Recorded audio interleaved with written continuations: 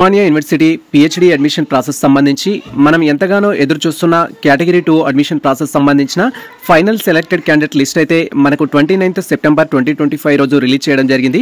So ఎవరైతే as per schedule ప్రకారం ఈ యొక్క ఎంట్రన్స్ టెస్ట్ రాసి ఇంటర్వ్యూకి అటెండ్ అయ్యి అండ్ ఇంటర్వ్యూ కంప్లీట్ చేసుకున్న ఆస్పిరెంట్స్ ఉన్నారో వారిలో సెలెక్టెడ్ క్యాండిడేట్స్ యొక్క లిస్ట్ అయితే మనకు 29th సెప్టెంబర్ 2025 రిలీజ్ చేయడం జరిగింది. సో ఈ వీడియోలో మనకు సంబంధించి రిజల్ట్ వెరిఫై ఏ విధంగా చేసుకోవాలి అండ్ సేమ్ టైం మీకు కనుక ఆ సెలెక్టెడ్ క్యాండిడేట్ లిస్ట్లో నేమ్ ఉన్నట్లయితే నెక్స్ట్ మనం కాలేజ్లో ఆర్ డిపార్ట్మెంట్లో ఏ రోజు వరకు రిపోర్ట్ చేయాలి, రిపోర్ట్ చేసేటప్పుడు మనతో పాటు ఏ డాక్యుమెంట్స్ తీసుకెళ్లాలి అనే టాపిక్ గురించి అండ్ ఫర్దర్ కొన్ని అప్డేట్స్ గురించి వీడియోలో మనం డీటెయిల్గా అయితే తెలుసుకుందాం. Welcome to the masters education. నేను మీ సత్య. ప్రజెంట్ వచ్చేసి మనం ఉస్మానియా యూనివర్సిటీకి సంబంధించిన అఫీషియల్ వెబ్సైట్లో అయితే ఉన్నాం అండ్ ఈ యొక్క అఫీషియల్ వెబ్సైట్ లింక్ మేము డిస్క్రిప్షన్లో అయితే చేసాము. వన్స్ మీరు లింక్ అనేది ఓపెన్ చేసినట్టయితే మన యొక్క సిస్టమ్ స్క్రీన్ కానీ మొబైల్ స్క్రీన్ కానీ ఈ విధంగా అయితే డిస్ప్లే అవుతుంది. మీరు ఇక్కడ క్లియర్గా అబ్జర్వ్ చేయొచ్చు. ప్రజెంట్ మనకు ఉస్మానియా యూనివర్సిటీ కేటగిరీ 2కి సంబంధించిన పిహెచ్డి అడ్మిషన్ ప్రాసెస్ సంబంధించిన టాపిక్ గురించి మాట్లాడుతున్నాం కాబట్టి ఇక్కడ లేటెస్ట్ న్యూస్ అనౌన్స్మెంట్స్ సర్క్యులర్ సంబంధించిన టాపిక్లో ఇన్ఫర్మేషన్ అయితే ఇవ్వడం జరిగింది. క్లియర్గా అబ్జర్వ్ చేయొచ్చు. ప్రొవిజనల్ సో ఇక్కడ మనకు list of the provisionally selected candidates for the admission into PhD program for the academic year 25 under category 2 faculty wise Osmania university అనేది ఇవ్వడం జరిగింది. సో జస్ట్ మీరు ఫస్ట్ వచ్చేసి మీ రిజల్ట్ అయితే వెరిఫై చేసుకోవాల్సి ఉంటుంది. రిజల్ట్ వెరిఫై చేసుకోవడం కోసం మీకు సంబంధించిన సబ్జెక్ట్ యొక్క లిస్ట్ పై అయితే క్లిక్ చేయాలి. ఫర్ ఎగ్జాంపుల్ మాది కామర్స్, ఇక్కడ కామర్స్ సంబంధించిన ఆప్షన్ పై అయితే క్లిక్ చేస్తున్నాము.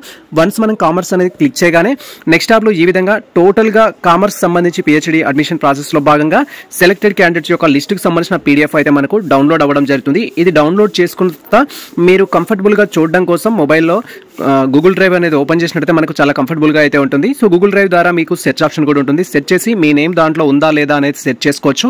లేదా టోటల్ సెలెక్ట్ క్యాండిడేట్లో మీకు సంబంధించిన డీటెయిల్స్ అయితే వెరిఫై చేసుకోవచ్చు. అండ్ వన్స్ మనకు సంబంధించిన సబ్జెక్ట్ సంబంధించిన పీడిఎఫ్ ఆప్షన్ పైన క్లిక్ చేయగానే నెక్స్ట్ మనకు పీడిఎఫ్ అయితే డౌన్లోడ్ కావడం జరుగుతుంది. నార్మల్గా మీరు వెబ్సైట్ నుంచి డౌన్లోడ్ చేసే పీడిఎఫ్ వచ్చేసి మనకు పోర్ట్రేట్ మోడ్లో అయితే ఉంటుంది. సో మీరు ల్యాండ్స్కేప్లోకి కన్వర్ట్ చేసుకొని కంపేర్ చేసుకుంటే చాలా ఈజీగా అయితే ఉంటుంది. ఆ పిక్ని మీరు స్క్రీన్ షాట్ తీసుకోవడం కానీ వాట్ ఎవర్ చేసి మీరు వెరిఫై చేసుకోవాలి. సో ఆల్రెడీ పీడిఎఫ్స్ డౌన్లోడ్ చేసి నేను టెలిగ్రామ్ ఛానల్లో కూడా పోస్ట్ చేయడం జరిగింది. సో మీరు మన టెలిగ్రామ్ ఛానల్లో ఉంటే సబ్జెక్ట్ వైజ్గా మీరు పీడిఎఫ్స్ అయితే డౌన్లోడ్ చేసుకోవచ్చు. ఎనీవే డౌన్లోడ్ చేసుకుంటే మనకు ఈ యొక్క సెలెక్టెడ్ క్యాండిడేట్ లిస్ట్ అయితే మనకి ఈ విధంగా అయితే డిస్ప్లే అవుతుంది. మీరు ఇక్కడ క్లియర్గా చూడొచ్చు. List of the provisionally selected candidates అంటూ for admission into PhD program for the year 2025 under category 2 అని అయితే ఇవ్వడం జరిగింది త్రూ ఎంట్రన్స్ టెస్ట్ ద్వారా. అండ్ ఇక్కడ మేము కామర్స్ సంబంధించి ఎక్స్ప్లెయిన్ చేస్తున్నాం కాబట్టి కామర్స్ అని టైటిల్ ఉంది. మీరు ఏ సబ్జెక్ట్ అయితే డౌన్లోడ్ చేసుకుంటారో టైటిల్ అయితే ఉంటుంది. తర్వాత ఇక్కడ మీరు క్లియర్గా అబ్జర్వ్ చేయొచ్చు. మనకు 39 వేకెన్సీస్ అయితే ఫస్ట్ నోటిఫికేషన్ రిలీజ్ చేసినప్పుడు ఉండే, అడిషనల్గా 4 అయితే ఇంక్రీజ్ చేయడం జరిగింది. కొన్ని సబ్జెక్ట్స్లో ఇంక్రీజ్ చేశారు బేస్డ్ ఆన్ టై క్యాండిడేట్స్ ఎవరైతే ఉంటారో వారిని బట్టి ఇంక్రీజ్ అయితే చేయడం జరిగింది. సో అలా మీకు కూడా ఇంక్రీజ్ అయిన పోస్టులు ఉంటాయి, ఒకసారి అయితే వెరిఫై చేసుకోండి.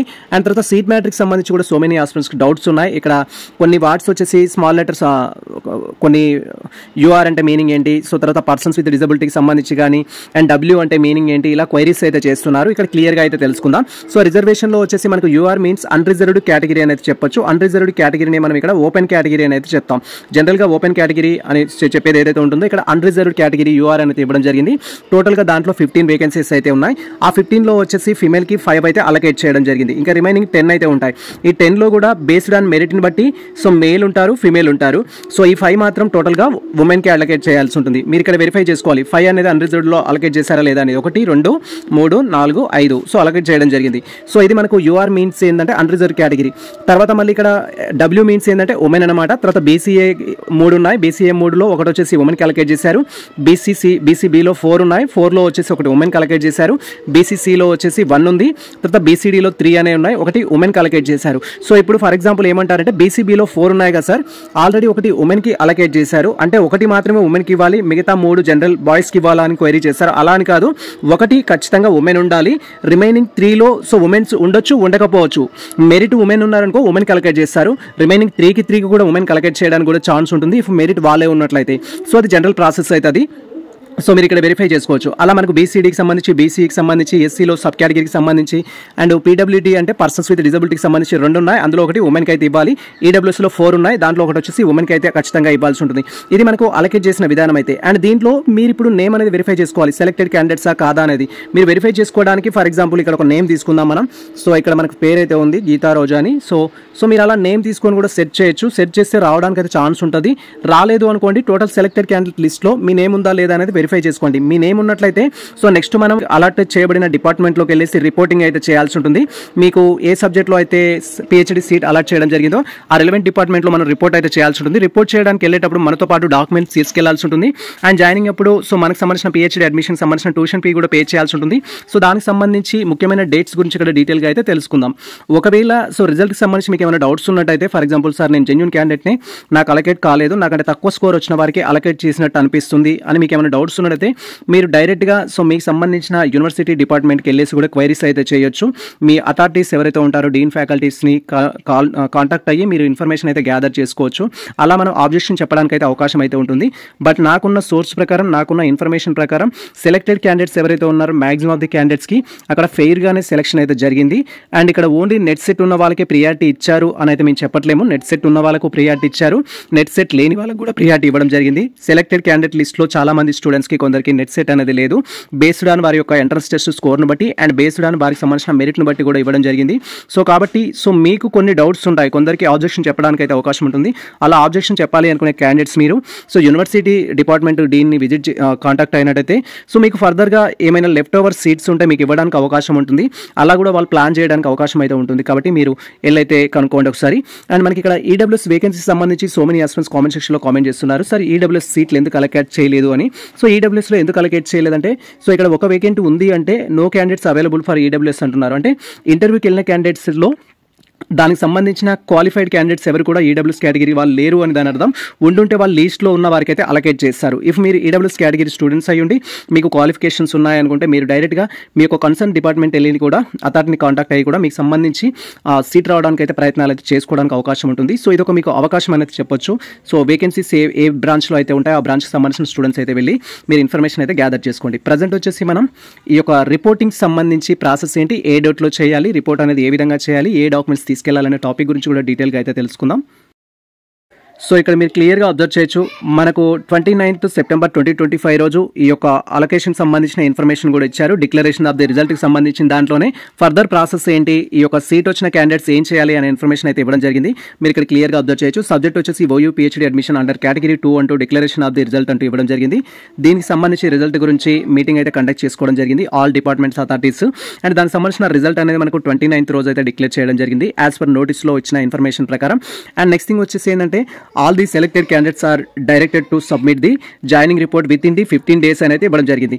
సో మనకు రిజల్ట్ అలొకేట్ చేసిన 15 days లోపు మీకు ఏ డిపార్ట్మెంట్లో అయితే పిహెచ్డి అడ్మిషన్ సంబంధించిన సీట్ అలొకేట్ కావడం జరిగిందో ఆ డిపార్ట్మెంట్లో అయితే మీరు రిపోర్ట్ చేయాలని అయితే ఇవ్వడం జరిగింది. సో మనకి ఇక్కడ లాస్ట్ డేట్ వచ్చేసి 18th October 2025 5 PM వరకు సో మీకు సంబంధించి అలాట్మెంట్ అయిన క్యాండిడేట్స్ ఎవరైతే ఉంటారో ఆ కన్సర్న్ డిపార్ట్మెంట్లో మీరు రిపోర్టింగ్ అయితే చేయాల్సి ఉంటుంది. అండ్ రిపోర్టింగ్ చేయడానికి సంబంధించి there is no second list అనేది ఇవ్వడం జరిగింది. సెకండ్ లిస్ట్ అనేది ఉండదు అంటున్నారు. Left ever due to some reasons వల్ల క్యాన్సిల్ అయినట్టయితే సీట్, అంటే మీరు రిపోర్ట్ చేయకపోతే సీట్ అనేది క్యాన్సిల్ అవుద్ది. అలా క్యాన్సిల్ అయినట్టయితే సెకండ్ లిస్ట్ ఉండదు అనేది చెప్తున్నారు. బట్ సెకండ్ లిస్ట్ ఉంటుందా ఉండదా అనేది వీళ్ళు ఇచ్చిన నోటిఫికేషన్ ప్రకారం కాదు, స్టూడెంట్స్ రిక్వెస్ట్ని బట్టి కూడా ఉంటుంది. సో ఒకవేళ మీరు ఎలిజిబుల్ క్యాండిడేట్స్ అయినట్టయితే మీరు యూనివర్సిటీ అథారిటీస్ని కాంటాక్ట్ అయ్యి ఎక్కువ మంది వాళ్ళని అప్రోచ్ అయితే సెకండ్ లిస్ట్ పెట్టడానికి కూడా అవకాశం అయితే ఉంటుంది. కాబట్టి సీట్ రాని విద్యార్థులు ఎవరైతే ఉన్నారో మీరు ఈ పని మీద అయితే ఉండండి, యూనివర్సిటీ అథారిటీస్ని రిక్వెస్ట్ చేయడానికి అయితే ప్రయత్నించండి. కొంతమంది జాయిన్ అవ్వకపోతే లెఫ్ట్ ఓవర్ సీట్స్ అనేవి ఉంటాయి కాబట్టి సో వాటి కోసం మీరు రిక్వెస్ట్ చేసినట్టయితే కొంత బెనిఫిట్ అయితే అవుతుంది.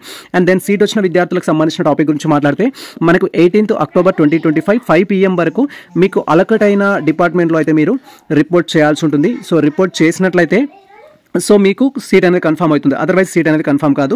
అండ్ ఇక్కడ మనకు ఒక ఇన్స్ట్రక్షన్ అయితే ఇవ్వడం జరిగింది, no hostel accommodation will be provided due to non availability అనేది ఇవ్వడం జరిగింది. మీకు హాస్టల్ అకామిడేషన్ అయితే లేదు అంటున్నారు. ప్రజెంట్ స్కాలర్స్ ఎవరైతే ఉన్నారో ఈ యొక్క కేటగిరీ 2లో అడ్మిషన్స్ తీసుకున్న వారికి హాస్టల్ ప్రొవైడ్ చేయమంటున్నారు, ఎందుకంటే అక్కడ హాస్టల్ రిసోర్స్ లేవు అని అయితే చెప్పడం జరిగింది. సో మనం హాస్టల్ రిసోర్స్ పెంచమని కూడా ఎవరైతే సెలెక్టెడ్ క్యాండిడేట్స్ ఉన్నారో మీరు టీమ్గా వాళ్ళని రిక్వెస్ట్ చేస్తే హాస్టల్ సంబంధించిన అకామిడేషన్ కూడా ఉంటుంది, ముందుగా అలానే చెప్తారు. బట్ మీరు రిక్వెస్ట్ చేయాల్సి ఉంటుంది. ఈ టాపిక్ ఏదైతే ఉంటుందో మీరు అడ్మిషన్ తీసుకున్న తర్వాత మాట్లాడండి. సో ముందే మాట్లాడితే మేము హాస్టల్ ప్రొవైడ్ చేయము, అడ్మిషన్ క్యాన్సిల్ చేసుకోండి, అదర్వైజ్ ఇష్టం లేకపోతే డ్రాప్ అవ్వండి అనే టాపిక్ గురించి కూడా వాళ్ళు తీయడానికి ఛాన్స్ ఉంటుంది. కాబట్టి నా సజెషన్, ఎవరైతే పిహెచ్డి అడ్మిషన్ తీసుకునే క్యాండిడేట్స్ ఉన్నారో సో మీరు అడ్మిషన్స్ తీసుకున్న తర్వాత నెక్స్ట్ స్టెప్ ఏంటంటే మీకు హాస్టల్ కావాలి. కాబట్టి హాస్టల్ గురించి కూడా మీరు రిక్వెస్ట్ లెటర్ పెట్టుకోండి, వీసీని అప్రోచ్ కాండి. ఇలా టీమ్ వర్క్ అయితేనే పాసిబుల్ అవుద్ది ఏదైనా. సో నార్మల్గా ఒక్కరు ఫైట్ చేస్తే ఏది కూడా అవ్వదు. సో హాస్టల్ ప్రొవైడ్ చేస్తారు. ఇక్కడ మనకు మెన్షన్ చేశారు, మొత్తానికి హాస్టల్ లేవనట్లేరు. When vacancies arise accommodation will be provided అని చెప్పారు.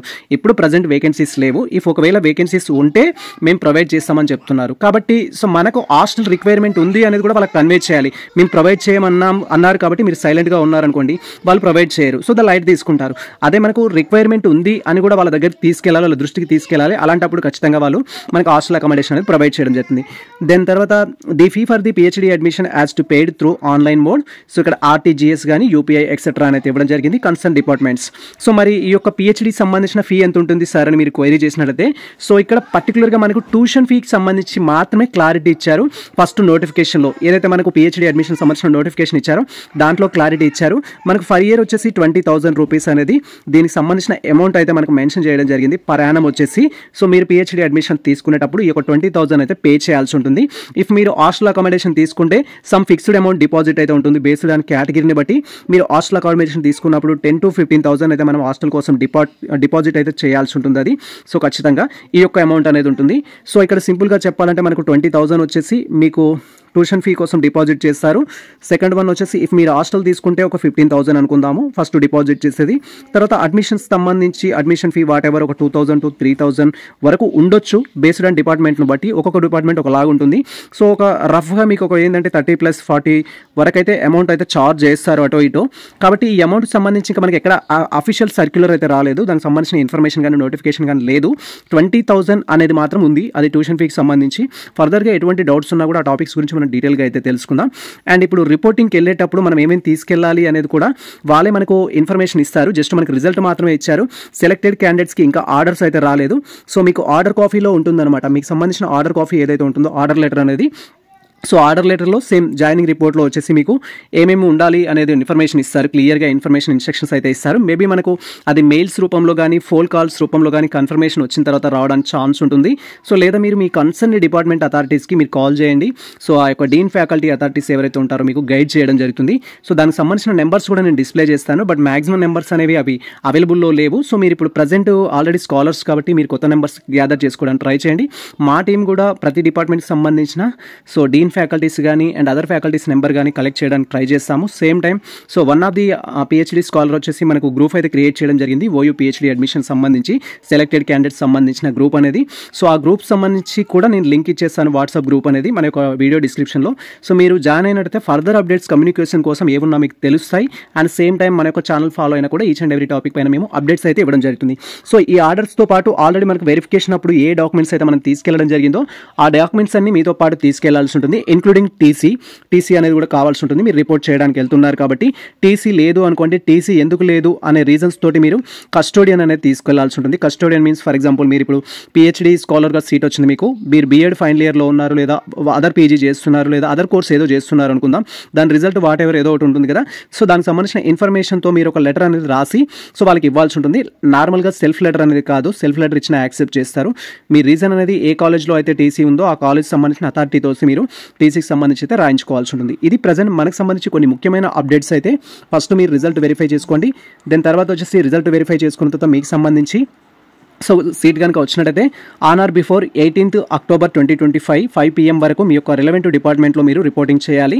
సో రిపోర్టింగ్ చేసేటప్పుడు ఏ డాక్యుమెంట్స్ తీసుకెళ్ళాలి ఏంటి అనేది మనం నెక్స్ట్ కొంచెం డీటెయిల్గా అయితే తెలుసుకుందాం. ప్రజెంట్ అప్డేట్ అయితే ఇది.